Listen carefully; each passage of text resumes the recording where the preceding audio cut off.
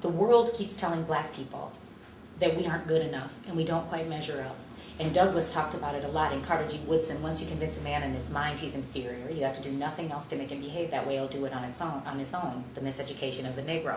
We suffer a lot of the stigma from the miseducation of the Negro.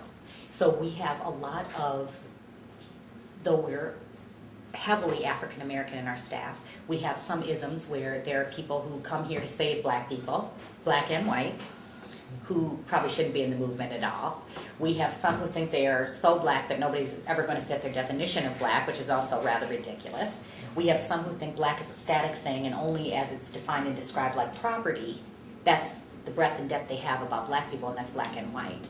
We've of course got the issue of interracial babies like myself, not quite black enough, too black for white people kind of mentality, and we do suffer a lot, I think, the miseducation of the Negro here.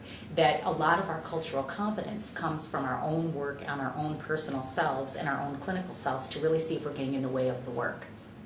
And I think that is both a blessing and a bane. I think it's part of this momentous movement forward, and I think it's part of the honesty that is unique in this place, that like a black family reunion, right?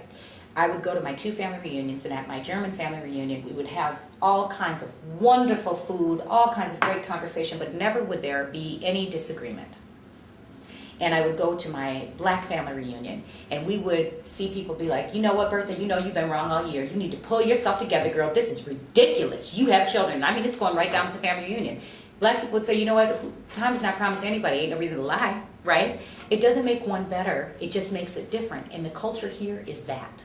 Meet yourself in your real reality. Step 4 of the AA principles. Do a searching and fearless moral inventory on a regular basis and know what's up with you, man. Good, bad, or indifferent, but know what's up. And that, I think, is part of the underbelly in a negative sense in the way that it distracts people from the work, but in the positive sense in the way it forces people to meet themselves in the contradictions they find themselves in. What is black?